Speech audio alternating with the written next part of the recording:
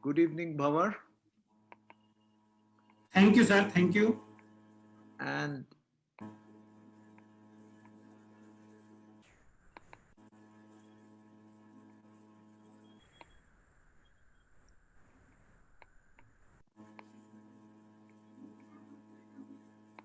I hope I am visible and audible, isn't it? Yes, sir. Okay. So at the outset, I'd like to thank the Association of Surgeons of India Rajasthan chapter, and particularly to Professor Shalu Gupta, the president of the chairman of the association, and my dear friend and brother, Dr. Bhawar, with whom we have shared so many wonderful experiences during the ASICON and as a governing council member for so many years. Thank you, Bhawar, for giving me the opportunity to be present with your wonderful effort. I hope to take you through a very interesting topic of benign breast disease. Now, what has happened over the last 5 decades is because breast cancer had been the Amitabh Bachchan of the industry, people have forgotten and forgiven the Amrish Puris.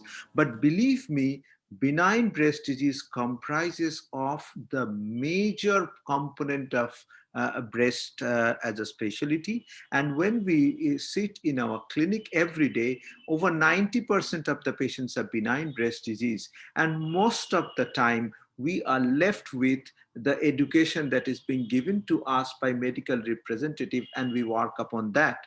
And we start giving any new medicine that is found on the corner of the street. Now, the picture that you see on the slide represents all three religions with its traditional form of medicine. And you may be tempted to believe why these three forms of traditional medicine could not get into the mainstream. The only reason is that our form of medicine over years have been able to generate one single thing, which is called the evidence. And these guys who are on the right side of the slide did not ever try to put it down on a glossy paper, and therefore they are left with nothing but the street corners, whereas we are doing webinars on this particular subject. So evidences speak, and I am going to take you through something in the field of benign breast disease. I am going to take you to two parts. One is what is the current consensus, and I chose one important topic in the field of recent advances, which I will come on in the second part of the discussion, and I call it the idiopathic granulometastasitis. As a preamble to the talk, it is necessary to once again start that triple assessment forms the pillar of breast evaluation, and of which, as you see here, the clinical breast examination, radiology, and core biopsy, of which the third component have gradually gone into oblivion. So we have left with firmly and on a robust basis of shifting to core biopsy at present. And FNAs will be something to tell to our grandchildren in another 2 years' time. So when we categorize a lesion, we would categorize it like the way it has been written here. Number one, it's clinically benign, it's radiologically bidens 1 to 3, and FNAs will disappear, and core biopsy, which is the most objective form, and we are going to tell it is a core biopsy 5 lesion or a 3 lesion or a 2 lesion. What I am going to do first is introduce you to postgraduates. And I thought there were undergraduate students who were also part of this wonderful endeavor. I'm going to take you to a new kid on the block that's called elastography. Now, what is elastography? We all know that when it's a balloon which is filled with water and we press it, what happens is that the balloon dips, and once we release once again, it comes back.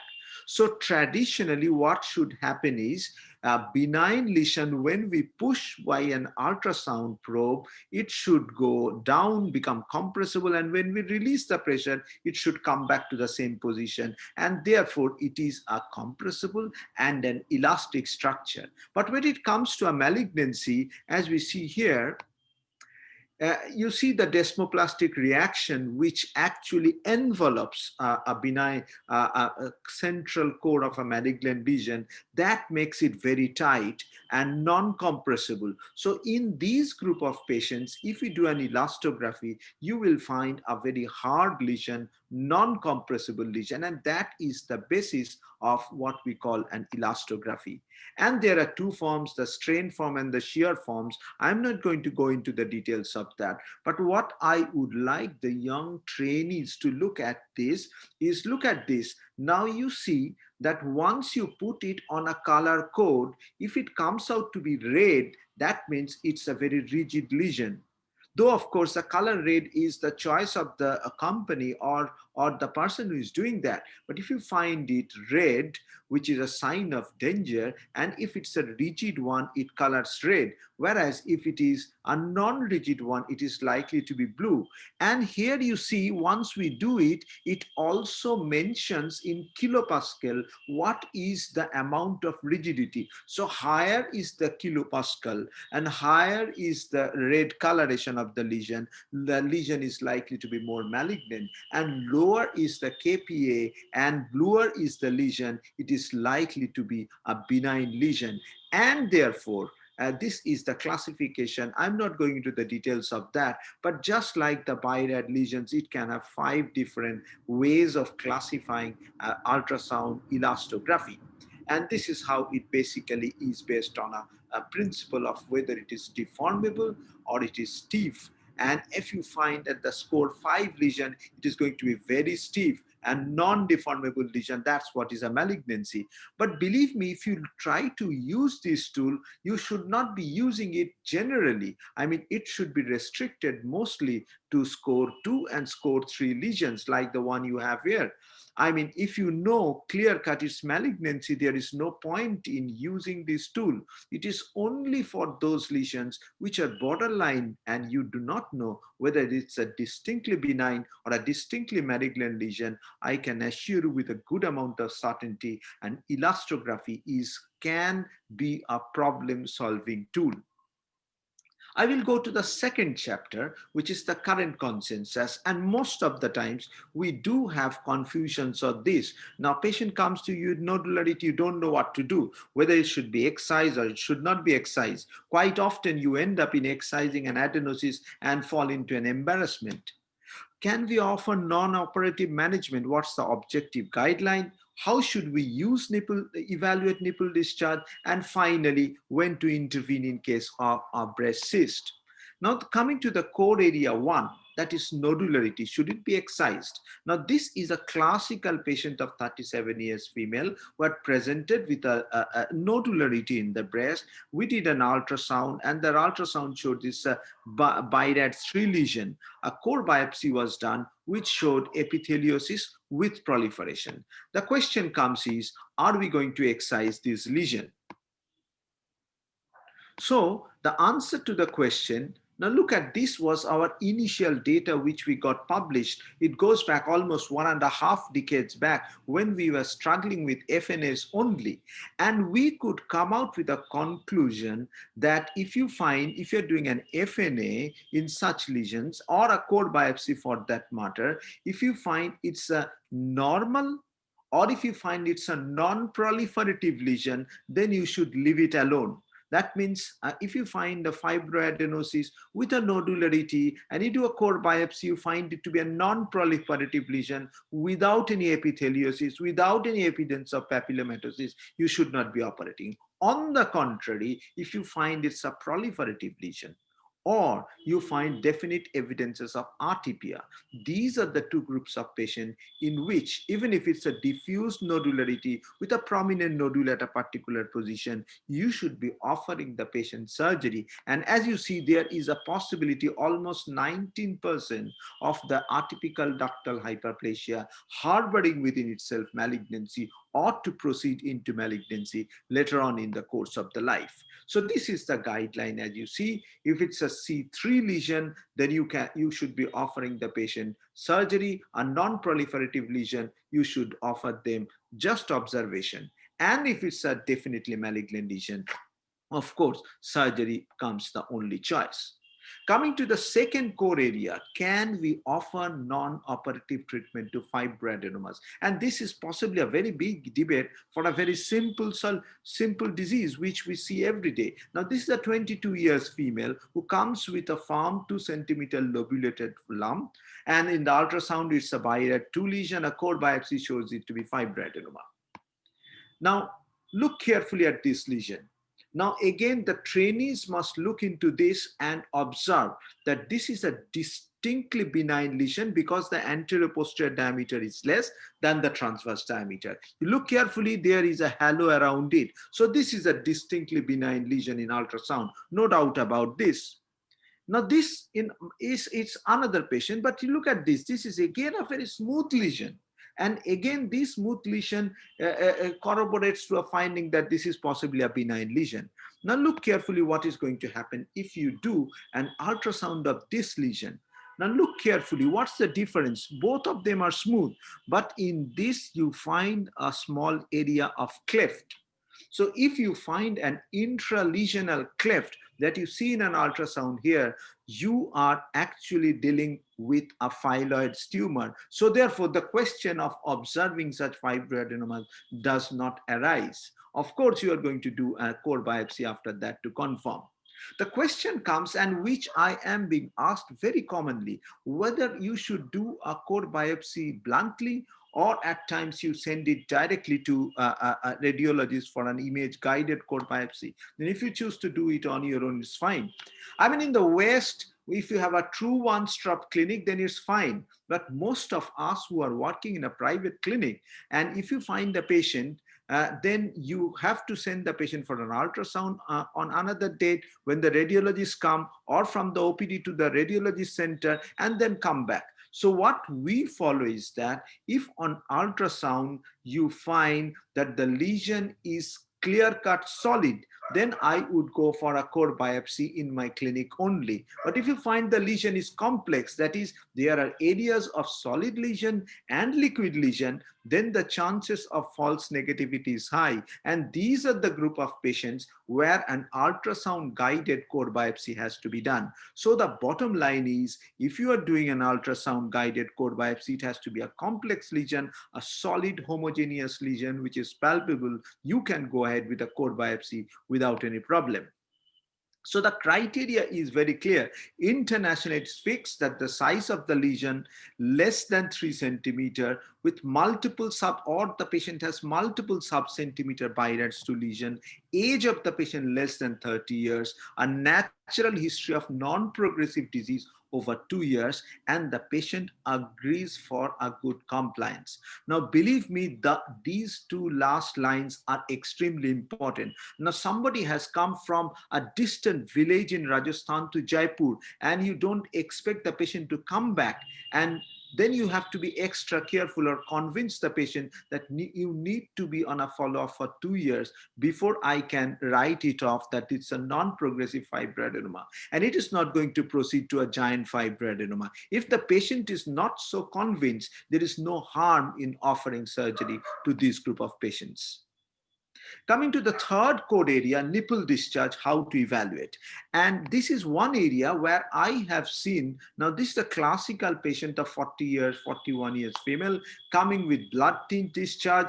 Clinically, it is serosanguinous, but the breast is absolutely normal. You palpate, you don't find anything. Radiologically, there is no abnormality, and somebody has written a nipple discharge for cytology. The question is, how certain and accurate is this nipple discharge cytology?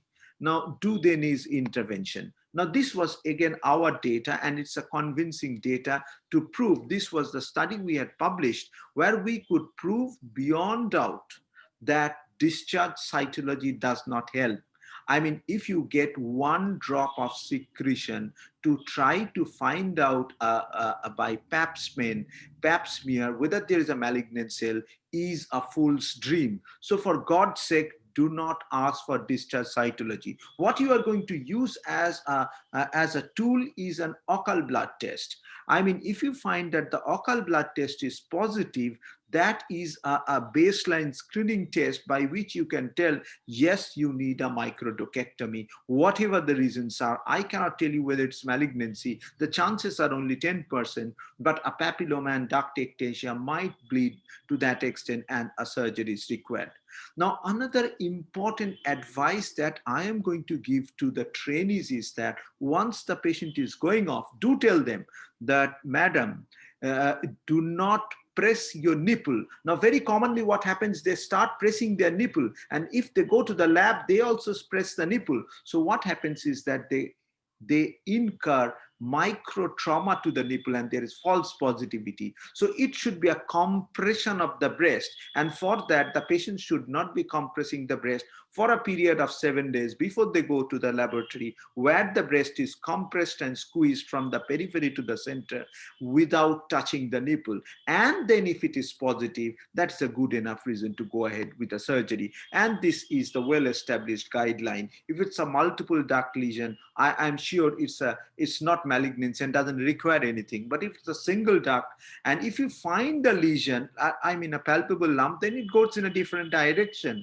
But if there is an impalpable lesion, you go for a breast radiology, you go for an occult blood test estimation or demonstration of RBC, and if you have one, you choose to go for either as I said, a microdocectomy or a total duct excision.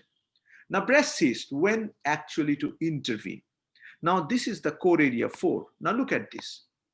This is about a 50 years female, because it's in the perimenopausal age group that it is very common. And with a lump in the right breast for 6 months, she attained menopause 1 year back. She was offered an ultrasound of the breast. Now look here, this is the ultrasound of the breast. And if you, again, trainees, look at this. This is a distinct lesion and it's homogeneous. It's clear-cut, a fluid-filled balloon. And in these cases, you don't require anything. Only if the size is more than 2 centimeters, you can aspirate, or else just tell the patient, this is absolutely fine, you don't need to intervene.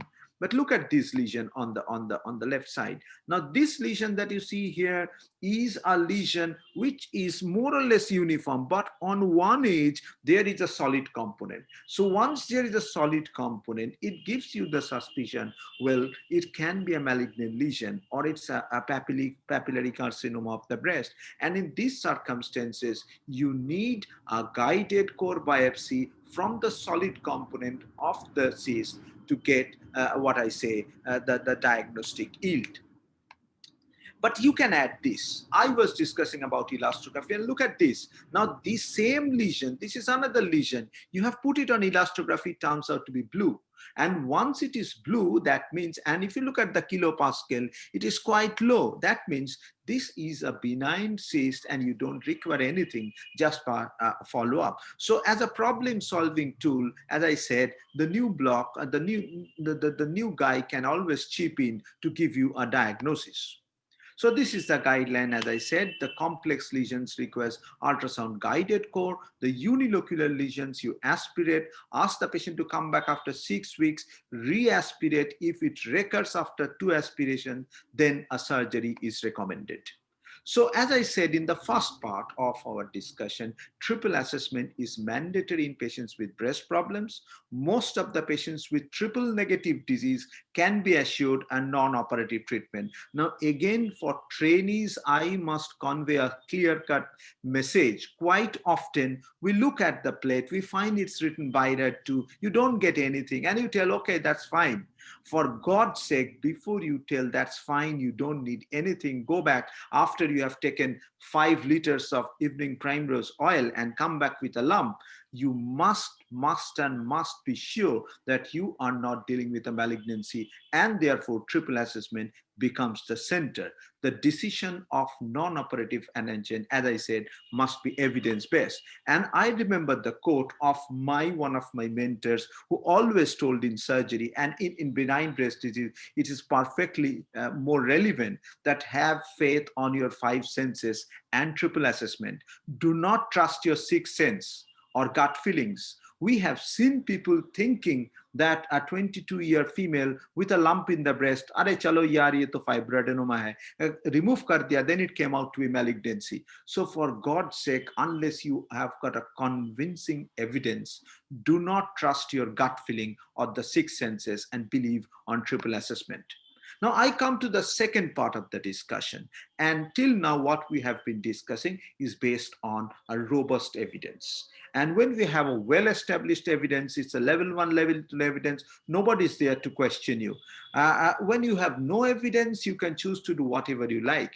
But at times, there are situations where there are weak evidence or there are evolving evidences and consensus is awaited. So in these circumstances, you need webinars that has been organized by the Rajasthan Association of State Surgeons of India to understand where the evidences are going.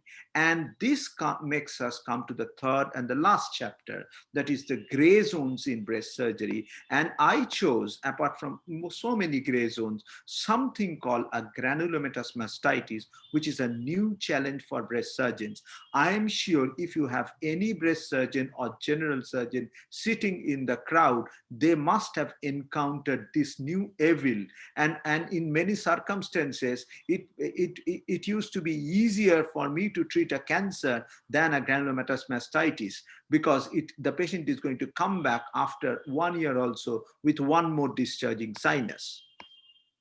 So it is defined as a lesion which is clinically characterized by signs of inflammation and pathologically characterized by caseating or non-caseating granuloma. And the number one cause, blame it on Rio, whatever happens in India, people think it's tuberculosis. Now, these are the possible causes. And this was our initial data. And when we reclassified the data of almost 5 years, we found that only 15 were true tuberculosis, rest all were idiopathic granulomatous mastitis. So this is a classical case of a lady who had multiple discharging sinus. We took a small biopsy from the wall. Somebody has done an incisional biopsy. It came out to be tuberculosis, with the patient would put the patient on anti-tubercular therapy, and after some time the patient came back with everything healed, and after 2 years the breast was absolutely normal and the patient required no surgery at all or no reconstruction at all. So think of what was there and think what the patient ultimately had if you are giving the patient a good anti-tubercular therapy. This is another patient, a post-mastectomy patient, where they had multiple discharging sinus. I didn't know what it was, and then finally I took a biopsy. It came out to be tuberculosis. We put the patient on anti-tubercular therapy and the whole scar healed wonderfully without any evidences of any residual lesion. So tuberculosis is present, but that's definitely not the commonest entity if it concerns breast. The commonest entity is idiopathic granulomatous mastitis. As you see, the term idiopathic means it is an autoimmune disorder. And I'm going to tell you why it is an autoimmune disorder. And it's just like sarcoidosis, and there is no point in using ATD. It is not going to help you. So we did this trial, a prospective observational trial. We have got the first publication done of idiopathic granulomatous mastitis and can we reach the end of the tunnel. And the aim of the study was to look at the pattern, the etiopathogenesis of IgM, to look at, again, we are surgeons, whether there is any role of surgery, and to suggest a guideline based on the available evidences. Now, methodology was over a span of 2 years. We included all patients which were histopathologically confirmed as IgM and excluded patients with tuberculosis or multicentric lesion. That means lesions which involve the whole breast in different quadrants. They were excluded from the study.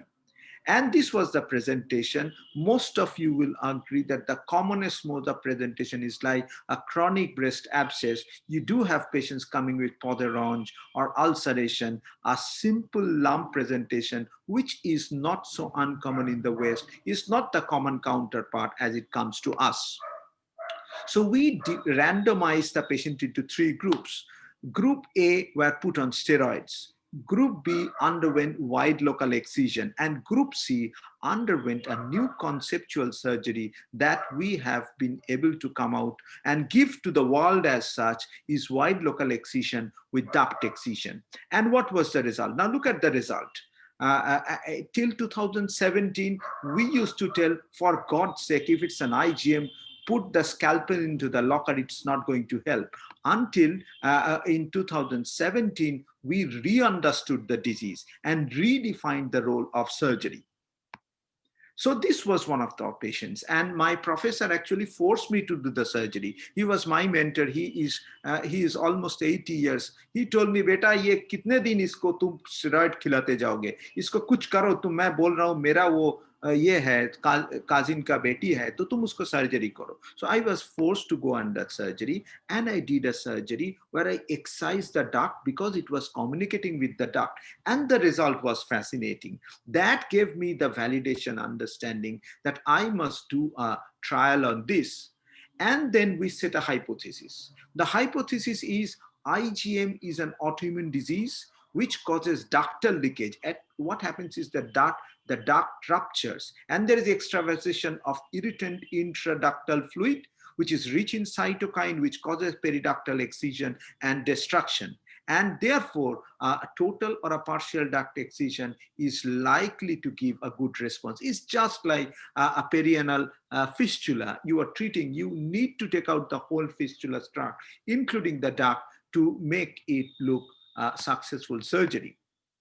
So we randomized into 3 groups, and at the end of the study, we could convincingly prove that there was no recurrence in the group where we have not only done a wide local excision, but we removed en bloc, the total duct, all the partial duct was removed with a convincing statistical significance. And therefore, the next challenge that came to us, we must actually prove that there is a ductal communication, because you are doing a surgery based on, again, I must confess, based on your sixth sense, but you must prove that there is a ductal rupture. And therefore, we asked our pathologists, then each and every case that I send it to you, you need to sort out with multiple sections whether there is ductal communication. Now this is the duct, and you will find a non-caseating granuloma close to it with a rupture inside. Now this is another patient with a non-caseating granuloma, and this is the duct. So what happens? The duct ruptures, and in the periductal area, this non-caseating granulomas form, and this is caused due to an autoimmune reaction. Now, why this autoimmune reaction occurs? Ladies and gentlemen, I am going to introduce you to this old friend called prolactin. Now, again, trainees, while I am giving this lecture, please do go into your Google and Google the role of prolactin apart from the fact related to breastfeeding. It is actually a cytokine. If it occurs in the local area, it works like a cytokine. There is actually a cytokine storm that happens in the breast in case of IgM, just like the COVID-19. And it is responsible, it's just like the Frankenstein. So the intraductal prolactin actually destroys the breast tissue, and it works as a Frankenstein. And why it occurs? It is because of the fact that the prolactin works through the JAK2 and the JAK5 pathway and the STAT1 pathway. As a result of which, look at the old culprit that we are being introduced. It actually promotes IL-6 cytokine release locally, which causes destruction of the breast parenchyma. And the cause is actually, this is how the pathogenesis takes place. Now look at this. This is the duct. The leakage starts, it goes out, it destroys the periductal tissue, and after that there is cytokine induced damage. So when we excise, this is the solidified ductal secretion that you will find. Now when you excise next time, please look that there you are going to find this greenish secretion coming out when you are excising a duct. In certain cases of microductomy, please note there will be a pasty greenish material coming out, and that is what is the irritant fluid, which is high in IL-6, and it causes the periductal destruction. So when you are excising, if you just go for a wide local excision, it is going to come back. The failure rate is almost 70%. But if you excise the ductal system with it, then the failure rate goes down to 0%. So it gives you a magical cure. So if you excise the fistula tract along with the total duct, that is going to be curative.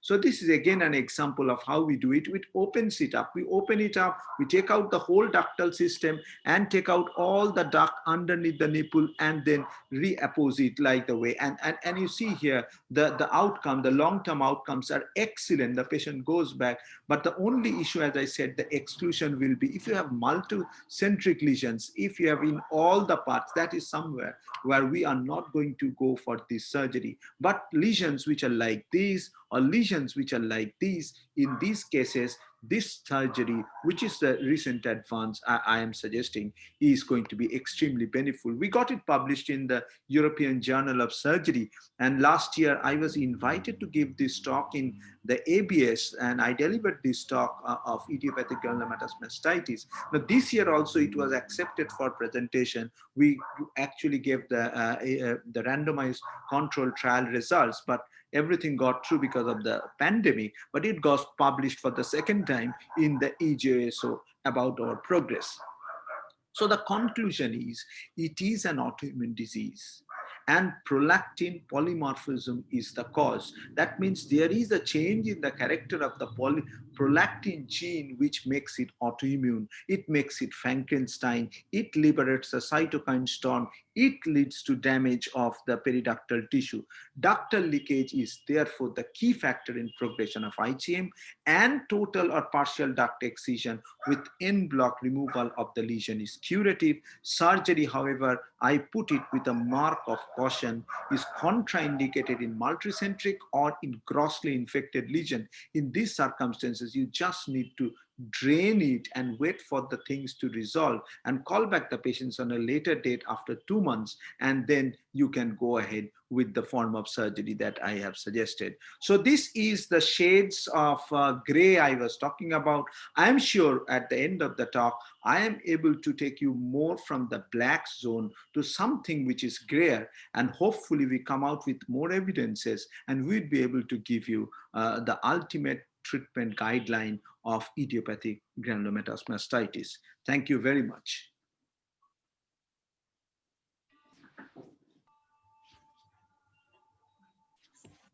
Thank you very much, sir. Thank you very nice.